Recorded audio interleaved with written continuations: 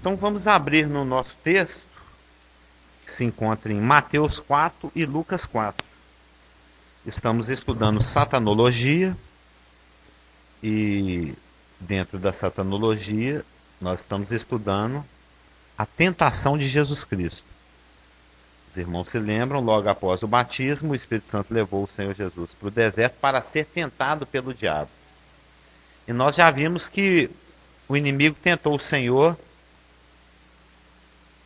de diversas formas ao longo de 40 dias. E o Espírito Santo resolveu destacar 3 tentações específicas. Uma que se dirigia ao corpo de Jesus Cristo, que apelou para os apetites físicos, que foi a tentação do se és filho de Deus, transforma essas pedras em pães. A outra tentação apelou para a alma e para as emoções de Jesus, levou para Jerusalém. Se você realmente é o filho de Deus, se você tem essa convicção, então você pode pular, porque o Pai garante a sua integridade física. E agora estamos vendo que Satanás, inclusive na semana passada, nós vimos que Satanás sabia quem era Jesus Cristo. Jesus Cristo é o meu inimigo, é aquele que veio para me destruir. Então eu tenho que impedir que Jesus Cristo chegue à cruz de qualquer forma. Essas tentações que estão descritas aqui em Lucas 4 e Mateus 4 não foram as únicas. Porque nós lemos em Lucas que quando o Senhor falou, então, aparta-te de mim, Satanás, né? Mandou ele se retirar, depois dessa última tentação da oferta dos reinos do mundo. Satanás aguardou um momento mais oportuno. E ele ficou buscando esse momento oportuno até o momento da cruz. Jesus Cristo está lá pregado na cruz, tinha um ladrão do lado dele falando, por que você não desce daí? Você prova para nós que você é filho de Deus, desce da cruz, salva-se a ti mesmo. Aliás, salve-se a si mesmo e a nós, né? Quebra o meu galho aí.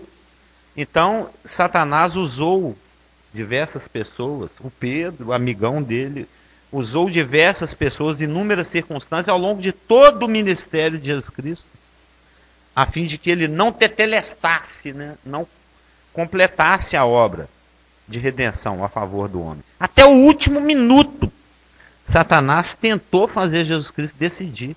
Prova que você é o filho de Deus, desce da cruz. Usou a boca dos fariseus que falaram, não, se você é o filho de Deus mesmo, então se você descer daí eu acredito. Satanás tentou por todas as formas. Por quê? Porque ele tinha que parar Jesus Cristo de qualquer maneira. Se Jesus Cristo concluísse a obra dele da cruz, e ele concluiu, estaria tudo acabado. Nós vemos isso em Colossenses, que Jesus Cristo expôs os principados e as potestades à vergonha.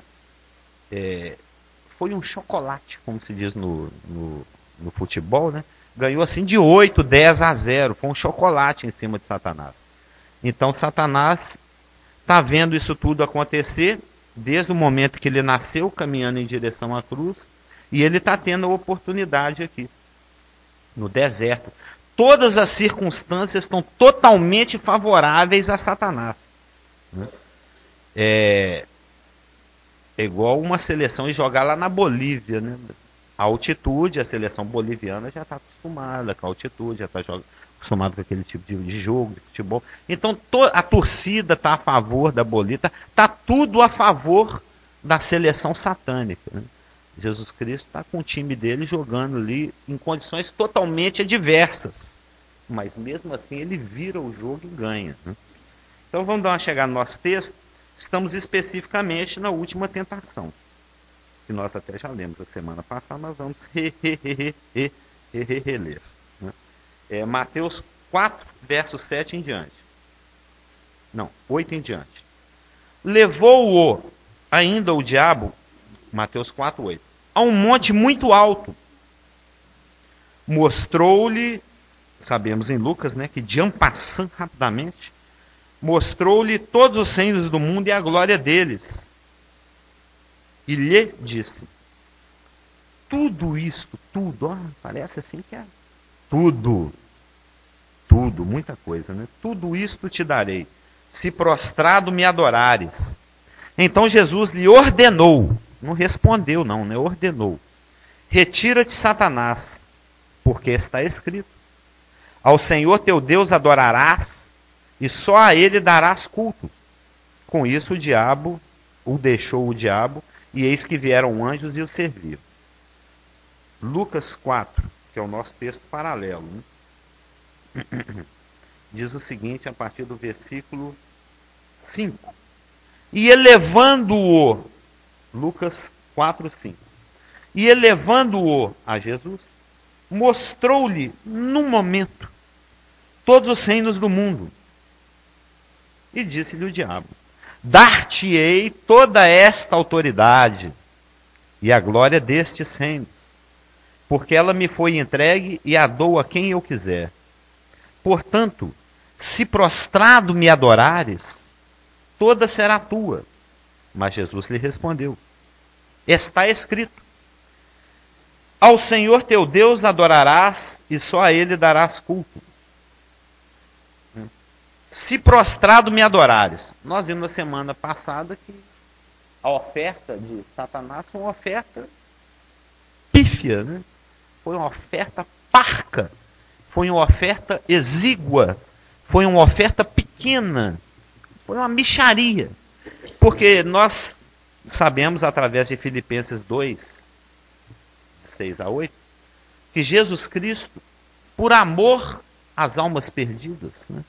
Só porque tinha um Hitler e um Bin Laden para ser salvo, ele veio aqui e morreu.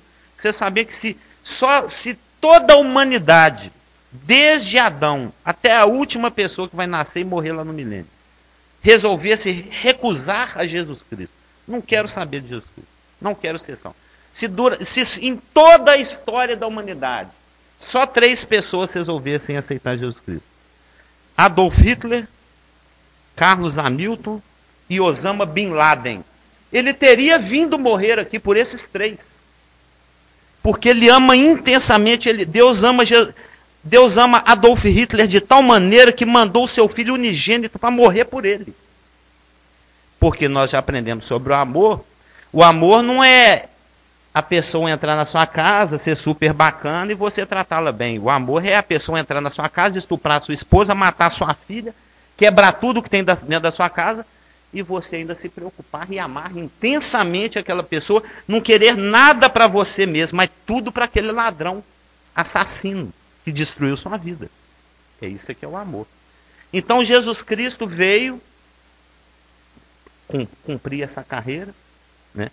Conquistar a salvação a favor dos homens, e Satanás sabe, ele veio aqui para destruir minhas obras, ele veio aqui para acabar com toda essa destruição que eu tenho promovido desde o Éden, a morte que eu tenho trazido, né?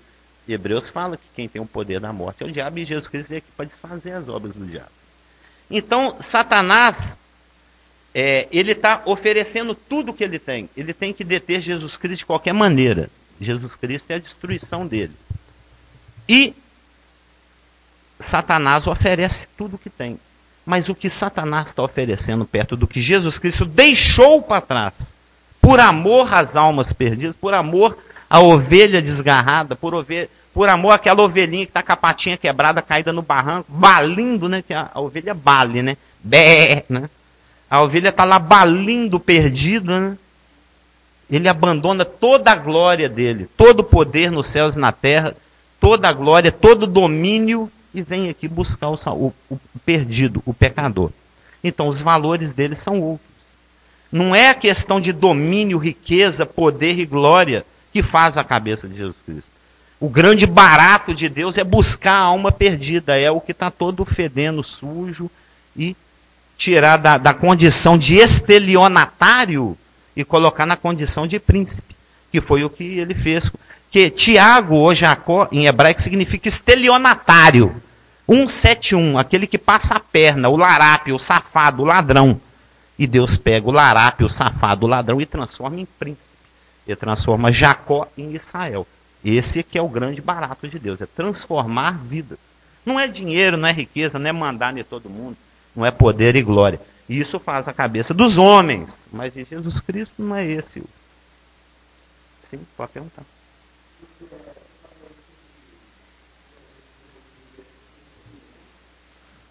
Eu estou pegando os piorzinhos que tem. Casamento, bem lá.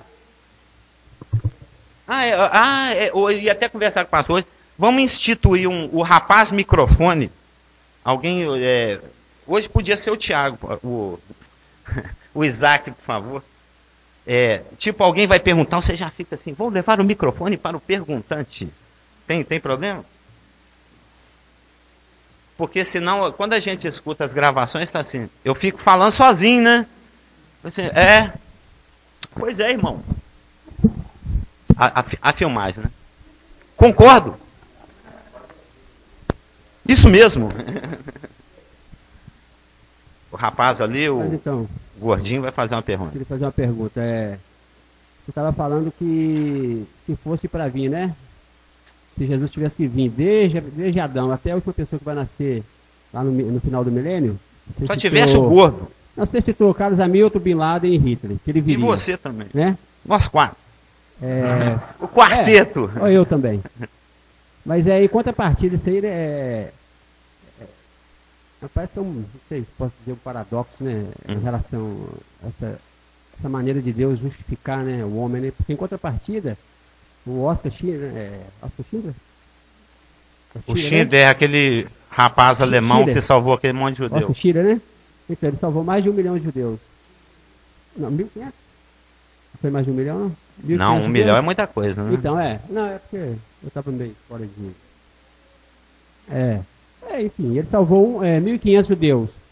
Só que em contrapartida, ele não nasceu de novo. Se ele não nasceu de novo, eu não sei, ele não vai para o céu, né? Claro, que é não por obras para que ninguém se glorie. Senão ele chegava lá, não, Jesus Cristo salvou vocês, mas eu cheguei aqui porque eu quis. Não tem não tem nada a ver com o assunto aí, né? A gente está estudando, mas você falou sobre Schindler e Hitler, né? Foi o ápice da maldade, vamos dizer assim, né? Nem tanto, né? O Mao Tse Tung foi pior. É que mas o Hitler, indiretamente, ele foi responsável por 50 milhões de mortes. O Mao Tse Tung foi por 200. Então é 4 vezes o Hitler. Só que o Mao Tse Tung a gente carrega aí. Eles aí carregam até na carteirinha de estudante. Homenageia o Satanás, né? Mas isso é outra história. Mas eu queria perguntar, não perguntar, mas só esse comentário, né? Sim, isso é um assunto de soteriologia, né? Mas se ele não nasceu de novo, se ele não reconheceu Jesus como Salvador, ele não... É porque não é por obras, é por aceitação do que já está completo. É o tetelestai. E então Satanás, observa, amém? Então é uma questão soteriológica. Realmente, felizmente, o Schindler foi um cara bacana, mas sem Jesus não adianta nada. Sem Jesus é como você chegar para a esposa, dar aquele embrulho maravilhoso. Você abre assim, na hora que a esposa abre, ela já até treme, né? Porque é uma caixinha pequena veludada. Ela pensa, tem alguma coisa de ouro, de brilhante. Já abre até tremendo, na hora que abre não tem nada. É só a casca, né? É igual aquele PlayStation que eu contei para alguém aí, que tinha uma pedra dentro. Mas a salvação, Jesus Cristo, a pessoa, é a joia principal. Qualquer coisa sem Jesus Cristo é uma caixinha vazia. Não tem muito sentido. Mas observa que Satanás está oferecendo os reinos do mundo. Você viu a linguagem dele? Tudo isso te darei, toda esta glória, porque ele está vendendo o produto dele. Não é? Quando você está vendendo o produto, o Carlos Augusto, ele tem um carro lá para vender, não fala assim, eu estou te vendendo esse carro aí, mas ele já está com o bloco trincado, está queimando gasolina demais, o pisca está estragado. Se você olhar bem aqui, tem umas ferrugens. Ele não mostra o produto dele assim. Ele mostra, não, o carro está ótimo, um dono só, não sei o quê. Ele vai mostrar as vantagens do produto. Ele não vai mostrar o estragado do produto. Tanto que Satanás mostrou num en passant. Lembra que ele mostrou a mercadoria dele rapidamente.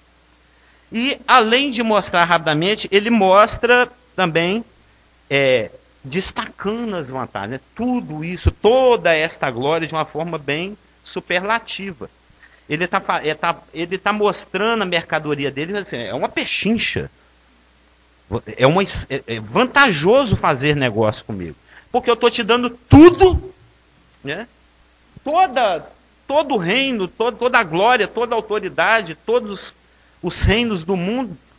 Né? Que pechincha. Em troca de um gestinho de nada. Dá uma baixadinha aí, me adora. Acabou. Rapidinho. Não é uma coisa assim, como é que eu diria? ele está pedindo uma coisinha de forma assim, mínima, né, sem valor. É uma... Como é que a gente falava lá na praia? Era um cheap. É um chip. Né? É baratinho. Né? Eu sei que em inglês escreve C-H-E-A-P. Cheap. É uma cheap. É uma chip. Né? É uma oferta. É uma gorjetinha. É mixaria. Tá baratinho. O reino do mundo inteiro por uma douradinha. Rapidinho. Não tem problema nenhum. Ninguém vai nem ver. Só eu e você aqui, mas ele sabia das consequências, nós vamos ver as consequências. Então parecia que era um grande benefício por um custo muito pequenininho, né? Algo de um valor muito grande por um custo mínimo. Basta me adorar rapidamente. Então, prostradinha. É tipo assim, aquelas ofertas que você vê na televisão, né? Compre agora! 5 minutos vai acabar a oferta. Você compra aí aquele... Eles oferecem lá na televisão aquele anel de diamante que parece que é caríssimo. Deve valer milhões de dólares, pelo jeito que eu estou vendo ele aqui na televisão. E ele está baratinho, tá R$ 9,95. Parece que custa milhões, mas do jeito que eles estão fazendo... Agora, compre agora! Os primeiros que ligar nos próximos 5 minutos vai pagar R$ 9,95 por esse anel de 1.200.000. E grátis você ainda leva, se você ligar nos próximos 5 minutos, você ainda leva grátis de brinde 6 brincos, 6 pulseiras, 6 frigideiras, 3 facas guinso, um não sei o que lá, um conjunto de taças, um faqueiro, por R$ 9,95. Liga agora. É a oferta de Jesus. É a oferta que está sendo feita para Jesus. O planeta inteiro por uma adoração. Um gesto pequeno, pífio, pequenininho, mínimo. A irmã Márcia quer fazer uma pergunta. Chega lá. Tem que fazer uma emenda. Não, eu tô achando interessante é que só o fato, se Jesus aceitasse só a oferta dos reinos, ele já estaria conseguindo,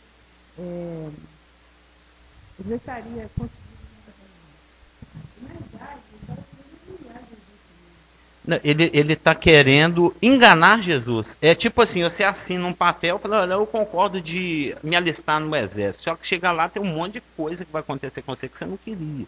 Com aquele alistamento voluntário. Nós vamos ver aqui o que significa adorar. Então ele está querendo enganar Jesus. O que ele está supondo que Jesus não saiba, o que ele está querendo que Jesus não perceba, é que aquele gesto mínimo, aquele preço pequenininho que ele vai pagar, que é a adoração, tem como consequência o fato de que ele se tornaria o Senhor. Aí Satanás se tornaria o Senhor e Jesus Cristo o servo. Porque uma das consequências, uma das implicações, um dos desdobramentos da adoração é o serviço. Então ele está enganando Jesus. O que ele está querendo fazer com que Jesus não perceba é que se porventura Jesus se prostrasse e adorasse a Satanás, a partir daquele momento Jesus Cristo não seria mais servo do Pai.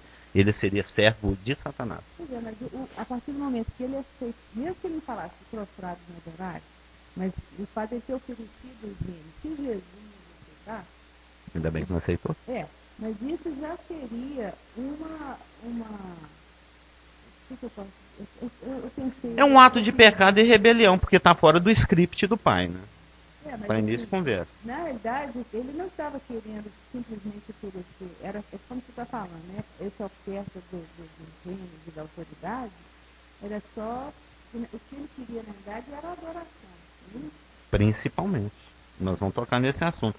É a grande obsessão de Satanás. A grande obsessão, é uma obsessão de Satanás é ser adorado, exatamente. O ponto principal, o grande objetivo dele é ser adorado. Como consequência, um engano também e transformar Jesus Cristo num serviçal. Mas tanto Satanás é ansioso, isso que você está falando aí, está me lembrando aqui agora, ele tanto é ansioso por ser adorado que ele aceita ser adorado até indiretamente. Porque era assim que a adoração chegava a Deus. Porque Deus era adorado indiretamente através de Lúcifer. Entendeu? Então, hoje em dia, quando você se prostra diante da Nossa Senhora da Conceição, você está se prostrando diante de Satanás. Coríntios 10, se não me engano, fala isso. Que quando o gentio adora o ídolo, na realidade, ele está adorando o demônio. Então, quando alguém se prostra diante de uma Nossa Senhora de qualquer, um boneco qualquer, Ele está se prostrando diante de um demônio. E uma vez que ele se prostrou diante de um demônio, ele está se prostrando diante de Satanás, porque Satanás é representado pelo demônio, que é representado pela estátua. Então, isso é uma forma indireta de adoração e que ele aceita, ele está topando, ele aceita qualquer tipo de adoração. Satanás é sedento de adoração, ele é obcecado por ser adorado. O grande negócio dele, o grande objetivo dele é estar no lugar do Altíssimo. Serei semelhante ao Altíssimo, vou colocar meu trono lá onde está o trono de Deus. Ele quer ocupar o lugar de Deus. E a criação inteirinha adorava Deus indiretamente através de Satanás. E ele trouxe esse padrão na cabeça. Né? Do jeito que o papai faz, o filhinho repete. Né? A maçã cai debaixo da árvore. Então ele falou, não, o padrão de adoração é assim. A Deus único e indiretamente através de uma instrumentalização. No caso, Satanás. Que vai ser a igreja no futuro. Nós vamos ser a lâmpada. Lembra que eu falei que Deus está só trocando uma lâmpada? A lâmpada queimou, é Satanás. Deus está colocando outra. Tem 10 mil anos mais ou menos, mas está colocando outra lâmpada lá, que no caso somos nós. O universo vai adorar a Deus através da igreja e do Cordeiro, que o Cordeiro é a lâmpada que mostra a luz do Pai. Entendeu? Mas isso aí é um outro assunto. Então Satanás, ele aceita ser adorado de tabela. Entendeu? Desde que você me adore, nem que essa adoração passe por Maria, a Sagrada Família, né? Jesus, Maria, José, para depois passar pelo demônio, para depois chegar a mim, mas não interessa, eu quero ser adorado. Realmente, o ponto principal aqui, viu, Márcio, é a questão da adoração. Nós vamos expandir esse tópico. Né? Então, Satanás pediu só uma coisinha, né? Se prostrar e me adorar, isso é um gesto pequeno, mínimo. Mas, na realidade, ele tá pedindo é o mais importante. Ele está pedindo só uma coisinha, mas o mais importante. É como falar assim, ô Isaac, eu vou lá na sua casa, eu vou pegar só um pedaço, eu preciso só de uma parte do seu computador. Você pode ficar com as caixas, você pode ficar com o monitor, você pode ficar com as placas de vídeo, você pode ficar com o mouse, eu só quero o processador. só a CPU que eu quero. Mínimo. Mas a parte principal que ele quer. O gordo quer fazer uma pergunta, ele precisa de microfone. Ou fazer um comentário, ou tecer um acréscimo. Você estava falando aí, eu achei interessante. Que bom. Sobre obsessão de Satanás querer ser adorado, né? Porque ele contaminou o homem também. Sim, né? claro. Eu posso ver, você estava falando aí. Nós vamos ver isso, a questão do domínio. Porque eu observo muito em pessoas que eu conheço, né? Que não são nascidas de novo, principalmente, né? Que elas têm essa coisa lá do Satanás contaminou o homem no primeiro casal lá no Éden, né? E ela viu que o fruto era bom para dar entendimento. Quando ele disse, né? Não, é porque ele quis, né? Porque ele sabe que se comer, os nossos olhos se abrirão, sereis como Deus. Sereis como Deus. Sereis como Deus, né? Quer dizer, então despertou no homem esse querer ser adorado também, né? Querer ser Deus. O homem é o Herodes lá sendo comido de vermes, né? Então eu vejo na minha própria vida, eu vejo pessoas, né? Você falou a questão de indiretamente ser adorado. Vamos supor, tem camarada que você chega assim, você pega o carro, ele tem 5 carros, né? Aí o fato de você elogiar o carro dele, ele já se sente adorado. Claro, e adoração indireta. Né? Quando você fala assim, pô, Satanás é muito inteligente, você está adorando Satanás. A palavra doxa, né? A doxologia, que é traduzida, muitas vezes aquelas letrinhas que não estão na Bíblia, que eles colocam entre os versículos, tem Judas, por exemplo, ao Deus eterno, imortal, invisível. Esse reconhecimento público dos atributos é um ato de adoração. Tanto é que a palavra doxologia, eles traduzem também por glória, ou por adoração, ou por elegia, ou por elogio. Então, Satanás está pedindo, mas isso é verdade. Nós vamos ver exatamente esse ponto que você está destacando. Eu não sabia. Eu descobri essa semana que a questão do controle era tão importante na Bíblia. Eu não sabia, eu não conhecia essa doutrina. Eu fiquei conhecendo essa semana. A doutrina do controle. Eu não sabia que ela é tão importante, proeminente e destacada na Bíblia como eu percebi essa semana. Se der tempo, nós vamos entrar nela. A doutrina do controle. Então, Satanás, ele está colocando a coisa de uma tal forma que parece que ele está pedindo algo pequeno para Jesus Cristo. Não, tudo isso em troca de um mínimo ato de adoração. Mas na realidade o que ele está pedindo é a CPU, é o processador, é a parte mais importante de todas. Ele está pedindo o ato mais importante, ser adorado. Toda a questão universal gira em torno da questão da adoração e do controle. Nós vamos ver isso. Então Satanás está querendo dar a entender que esse é um ato trivial. Essa palavra que eu estava querendo. Trivial.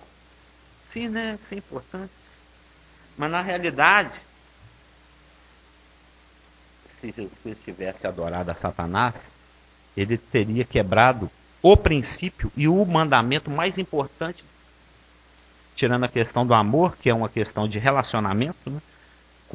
Horizontal, nós estamos falando de relacionamento horizontal, nós estamos falando de relacionamento vertical, né? Criatura, criador, é a questão mais importante de todas.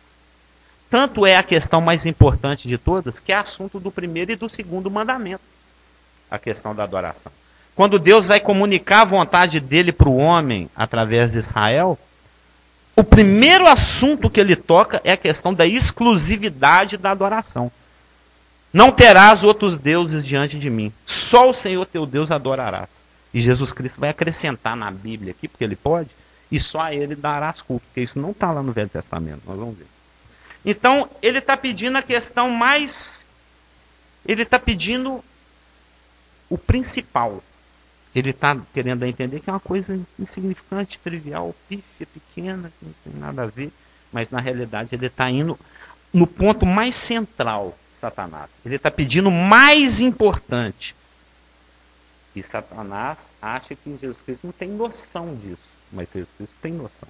Tanto que ele tem noção que Satanás fica ali se esmerando para criar as tentações, para elaborar a forma como ele vai apresentar a tentação de uma maneira otimizada para conseguir o melhor resultado possível. E Jesus responde de uma maneira concisa, né?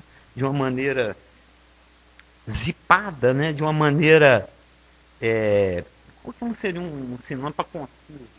De uma maneira bem compacta, de uma maneira bem precisa, de uma maneira bem direta ao ponto, né? Que é a questão da adoração. E Jesus responde: ao Senhor teu Deus adorarás.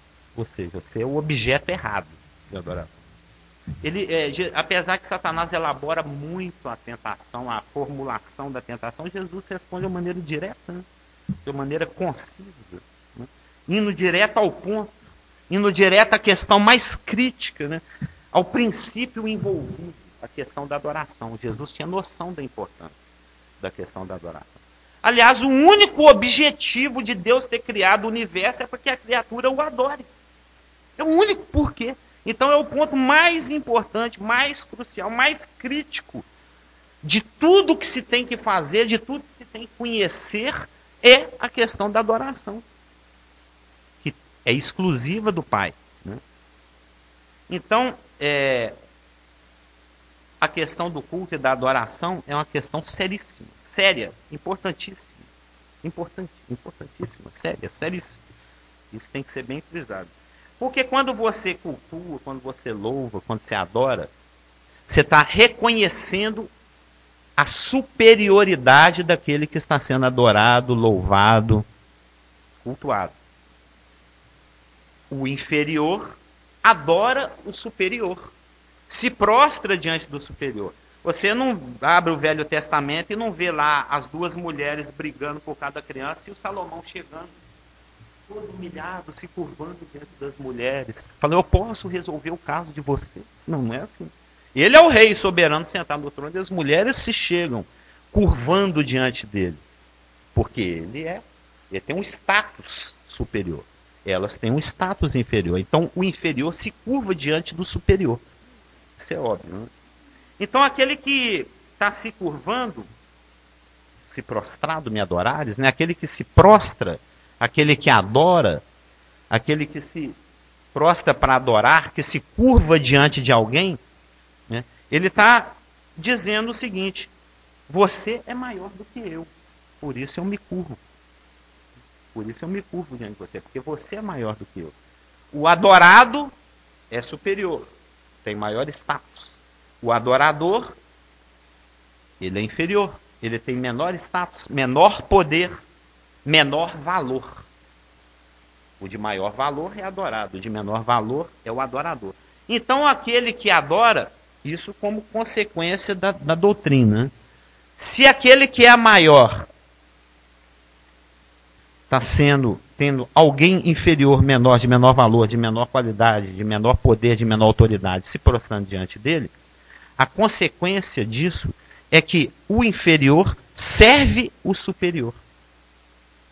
Ele está se reconhecendo a condição de inferioridade e, consequentemente, de serviço. Se você é maior, você manda, eu sou menor, eu obedeço. Então é isso que Satanás está querendo. O ato é trivial, é simples de adoração, mas como consequência, Jesus Cristo já está assinando um contrato ali que ele não sabia quais seriam as implicações daquele contrato que ele ia estar assinando com aquele ato de adoração. O que seria exigido depois? Né? O que esse carrasco, esse senhor Satanás vai exigir depois? Não pode nem ter ideia. Né? Então, o Senhor Jesus responde a Satanás: ao Senhor teu Deus adorarás. Isso está lá no Velho Testamento. Esse é o mandamento. Mas Jesus Cristo, para mostrar para Satanás que ele não é bobo, que ele não está engolindo a argumentação de Satanás, que Satanás não está conseguindo convencê-lo, ele cita o versículo de Deuteronômio 6,13 e acrescenta uma cláusula. Se você for lá em Deuteronômio 6,13, não tem "e só a ele darás culto". Você vai ler lá em Deuteronômio 6,13, ao Senhor teu Deus adorarás. E Jesus Cristo acrescenta. Mas não pode acrescentar na palavra? Pode, ele é a palavra, ele que está escrevendo a palavra. Ele é a Bíblia. A Bíblia fala dele, ele é o assunto da Bíblia. O Espírito de Jesus como é que fala lá em Apocalipse 19:10? O testemunho de Jesus Cristo é o Espírito da profecia. Né? Examinai as Escrituras, porque julgais ter nelas a vida eterna. E vocês estão certos, porque elas falam de mim. Jesus Cristo falando com os fariseus. Né? Então, Jesus Cristo responde a Satanás e acrescenta: ao Senhor teu Deus adorarás, e só a ele acrescenta, e só a ele darás culto. E por que o Senhor Jesus, né, acrescenta, adiciona essa cláusula, e só a ele darás culto, no versículo? Para mostrar, Jesus Cristo está mostrando para Satanás que ele tem consciência da exclusividade da adoração.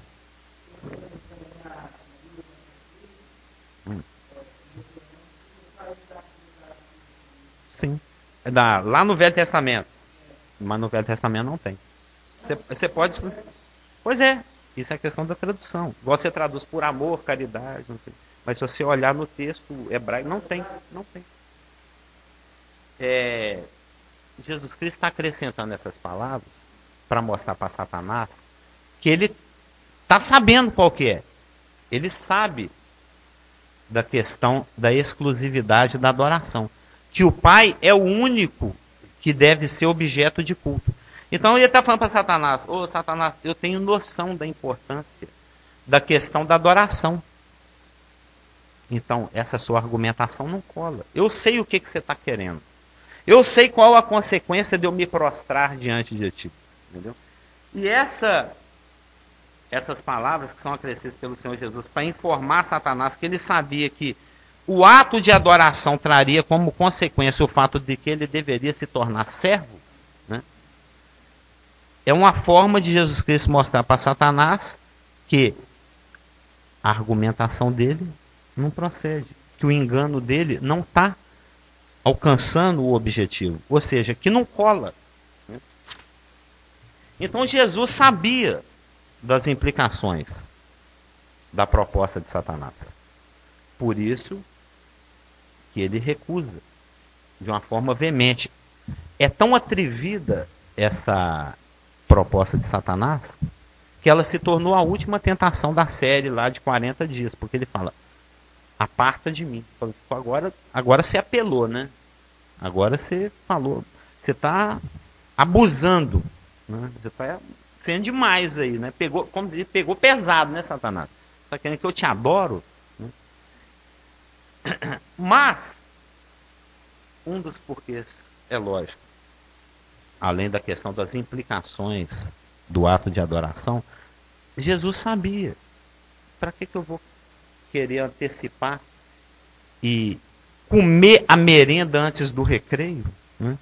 E querer assumir os reinos do mundo de uma forma errada, através do veículo errado e na hora errada. Por que Jesus iria assumir os reinos do mundo? Isso é um fato profético, já estava determinado pelo Pai. O que Satanás está propondo, como foi falado na semana passada, é a questão do ataiar. Né? Vão chegar até a promoção sem a privação. Não foi o nosso assunto? Ataiar, pegar um atalho, cortar caminho. Já viu que toda praça, o canteiro de grama, coitado, sempre tem uma marca, uma trilha, que você nunca dá a volta na praça, você ataia, né? Você passa de... Nós adoramos ataiar, nós adoramos chegar aos objetivos sem ter que pagar o preço, sem ter que fazer o cursinho, sem ter que seguir o script, né? Isso é muito brasileiro. Acho que se Jesus fosse brasileiro, a obra da salvação tinha ido para o espaço. Porque o brasileiro gosta de fazer uma coisa mais otimizada, né? Chegar ao objetivo sem passar pelo processo, que é o que Satanás está propondo para Jesus. Vamos chegar às glórias da autoridade de possuir todos os reinos do mundo sem a humilhação da cruz. Né? Mas Jesus sabia que não é estabelecendo uma aliança com o inimigo, com Satanás, não é se submetendo a Satanás e servindo a Satanás, que ele ia alcançar a conquista dos reinos do mundo. Ele já era instruído pelo Pai que um processo tinha que acontecer.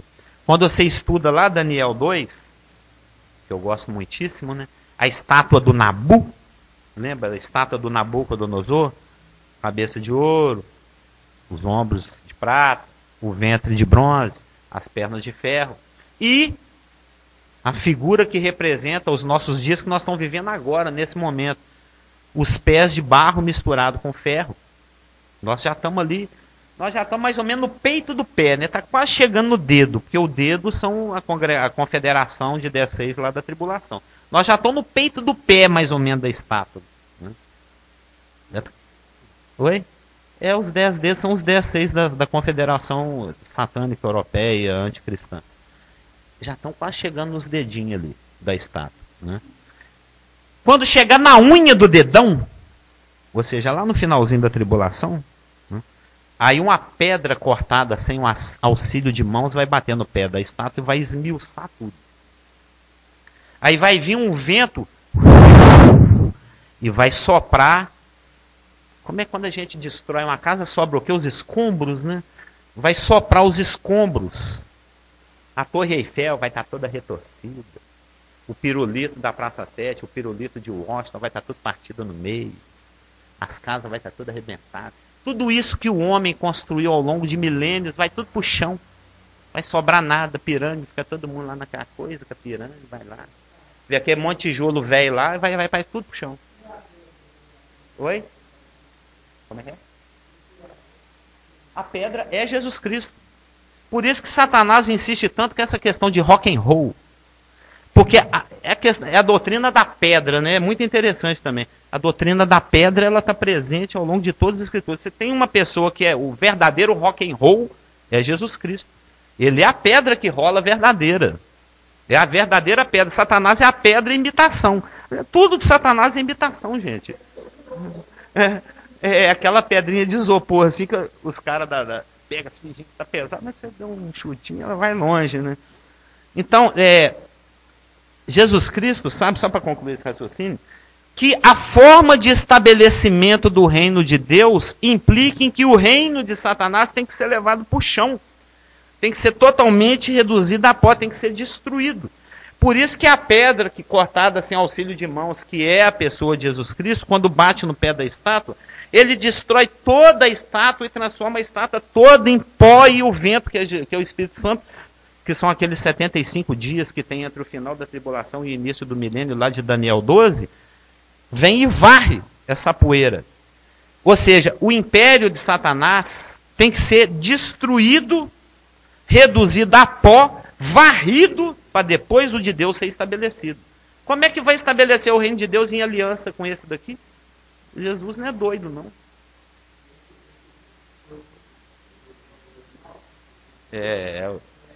No caso, é do lobo bom, né? É literal isso aí? Esse sopro que você falou que vai, né, a Torre Eiffel? Não, isso é simbólico. Ah, tá. Simbólico. Não, é o trabalho do Espírito Santo. É porque quando o Espírito Santo trabalha... estátua lá da liberdade, aliás, esse é o porquê. Tem uma religião cheia de bobão aí, que acha que o Espírito Santo não é a pessoa só porque a mesma palavra que é traduzida por vento, é traduzida por Espírito, é traduzida por Espírito Santo, que é ruá. É transliterado R-U-A-H, ruá. Ruá, né? Parece com H, você dá uma... né? Ruá. Então, vento, Espírito Santo é tudo uma palavra só no hebraico. Então o Espírito Santo é um vento. Não é, o Espírito Santo é uma pessoa. Que tem obras que, quando manifestas, assemelham-se ao vento soprando. Ou o Espírito Santo faz o papel, por exemplo, de câmara hiperbárica do planeta. Eles pegaram o planeta, colocaram lá dentro daquela... Já viu, não tem um lugar onde as pessoas entram e ficam tostando? Fica ali ficando moreninha? Uma estufa. O Espírito Santo, por exemplo, faz o papel de vento quente.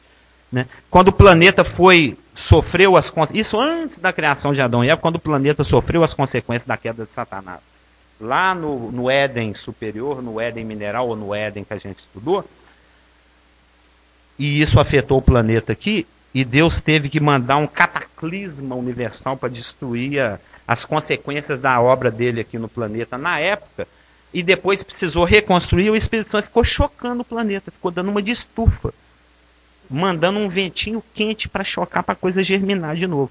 Quando o Espírito Santo é sempre comparado ao vento. Quando ele faz o trabalho do novo nascimento, quando você está lá na Praça 7 evangelizando, e tem 100 pessoas paradas te ouvindo, aí o Espírito Santo chega e passa assim, dá uma sopradinha, fala assim, você eu quero que nasça de novo. Entenda o que ele está falando. Aí dá aquela sopradinha no ouvido da pessoa, a pessoa, eu estou entendendo que esse palhaço, cara pintado está falando, eu quero. Aí ele nasce de novo. O vento sopra onde quer. O vento vem e sopra, tem 20 pessoas e sopra no ouvido de um, de nenhum, de dois, de todos, e faz eles nascer de novo. Porque se o meu pai não me te der, você não será meu. Mas entendeu? Então o trabalho do Espírito Santo é comparado ao trabalho que o vento muitas vezes faz de diversas formas. De forma infetuosa, de forma maneirinha, tranquila, de uma forma mais aquecida, de uma forma mais fria. Mas é só uma figura, é só um símbolo. Então esse vento que você fizer, né, você acabou de exemplificar agora aí. De Daniel 2?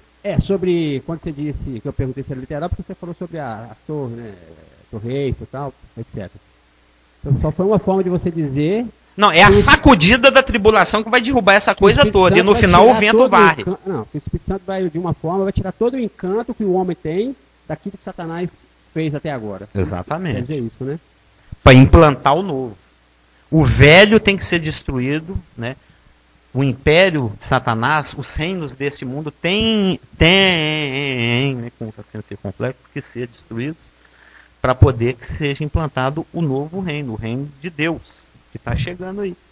Então, Jesus tem um programa. Ele sabe do programa do Pai, ele tem um script. Ele sabe, eu venho aqui para destruir as obras do diabo. Eu sou o valente, mais valente que o valente, que chega e meto o pé na porta e arrebenta o mercado mesmo e tira os escravos lá de dentro.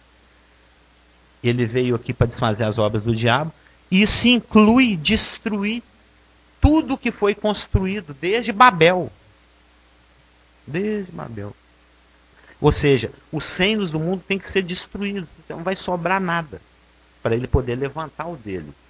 Então não é se associando a Satanás, se tornando servo de Satanás, que ele vai alcançar o objetivo dele. Alcançaria, mas de uma maneira torta. Ele se tornaria o senhor dos reinos desse mundo. corregendo com Satanás, em obediência a Satanás, servindo a Satanás, em rebelião ao Pai. E não é esse o plano. Por isso ele recusou. Sim.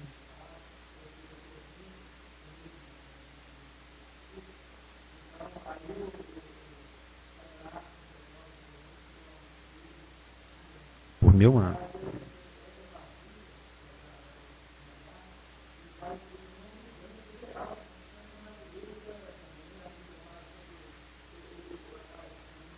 É todas as consequências do Éden. Todas as consequências negativas do Éden. Então, os reinos desse mundo têm que ser arrancados pela raiz, desarraigado, né, para poder implantar o reino de Deus. Então, óbvio, aceitar os reinos da mão de Satanás num ato de adoração seria rejeitar o plano de Deus para a vida de Jesus Cristo e, consequentemente, para toda a humanidade. Ainda bem que ele não topou fazer a coisa do jeito mais fácil, né? Ainda bem que ele não era brasileiro, ele era judeu. Então, a recusa, na realidade, a recusa de Jesus Cristo de se prostrar diante de Satanás está sendo uma declaração de guerra. Lembra que na semana passada eu falei aqui com os irmãos que Satanás está propondo o seguinte: não, meu reino está aqui para ser compartilhado. Vamos fazer uma aliança. Eu não complico sua vida, você não complica a minha. Né? Então Satanás chegou com a proposta para Jesus e está entregando. E Jesus Cristo rasga essa proposta na cara de Satanás ao falar assim: não quero, aparta-te de mim, retira-te. Ele está declarando guerra a Satanás. Ele está falando: não quero fazer do jeito mais fácil, não quero atalhar, me recuso a fazer uma aliança com você, rejeito a sua proposta, não vou me prostrar diante de você. Jesus Cristo está recusando. Ele está declarando guerra a Satanás. Porque Satanás falou: você lembra, o caminho do justo é difícil, não sei o quê. Você vai fazer o negócio do jeito mais difícil? Vamos fazer a coisa do jeito mais fácil. Jesus está falando: não, eu quero fazer do jeito mais difícil. Eu quero ir pelo caminho mais longo, mais apertado. Eu quero seguir a vontade de Deus, ainda que isso implique em morte, fome, sofrimento, etc. Por quê? Com isso, Satanás está reafirmando e confirmando com Lúcifer a inimizade que existe entre eles. Você continua no seu reino, eu continuo no meu. Nós somos opostos. Não tem condição de existir aliança entre nós dois. Ou seja, a única forma, Deus sabia, por isso que estava prometido desde o Éden, a única forma realmente de estabelecer um reino que tenha justiça e que dure para sempre é resolvendo primeiro a questão dos súditos. No caso, os seres humanos. Eles estão com problemas sem resolver. A questão do afastamento, da separação. Satanás separou o homem de Deus. Então o homem precisa se aproximar primeiro, para depois Deus exercer o seu direito de reinar sobre o homem e ser adorado por ele. Então não adianta Jesus Cristo estabelecer um reino aceitando a proposta de Satanás, sendo que os súditos vão estar todos sujos, eles não vão ser dignos. Lembra lá da festa? Esse rapaz aqui não está com a veste, não. Ele não está com a roupinha branca da festa, põe ele para fora. Ou seja, ele não é nascido de novo. O que esse cara está fazendo aqui? Ele não tem nada a ver com Deus. Né? Ele está alheio, fora dos planos de Deus. Então Satanás sabe que a única forma de realmente estabelecer o poder e a autoridade de Deus, a única forma de resgatar a humanidade e estabelecer o reino, é primeiro destruindo as obras do diabo. Por isso é necessário a cruz. Por isso ele recusou a proposta de Lúcifer, Satanás. Tudo isso te darei, se prostrado me adorares. Por isso eu queria fechar com os irmãos, e na semana que vem nós veremos que conclusões nós podemos tirar da tentação. Né? Nós vimos cada uma das tentações. Mas eu gostaria de fechar só com Mateus 11, 27. Satanás está aqui, né? Tudo isso te darei, se prostrado me adorares. Mas Jesus Cristo tinha outra coisa no coração. O que estava no coração dele está aqui em Mateus 11, 27. Está todo mundo aí? Quem não achou, diga amém. Diz o seguinte: tudo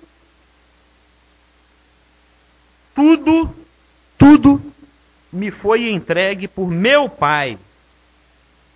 Ninguém conhece o Filho senão o Pai, e ninguém conhece o Pai senão o Filho, e aquele, o Espírito Santo soprando aí, tá vendo? É a Trindade aí. O Pai, o Filho e o Espírito Santo. E aquele a quem o Espírito Santo quiser revelar. Pelo ventinho na orelha, né? O soprinho da verdade. Então, Jesus Cristo, ele tem o orgulho, né? No bom sentido, né? De dizer, tudo me foi entregue por meu Pai.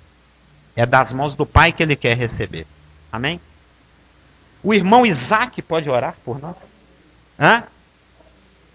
Não, tá bom. No meu já deu, 10:21. É um minuto da oração.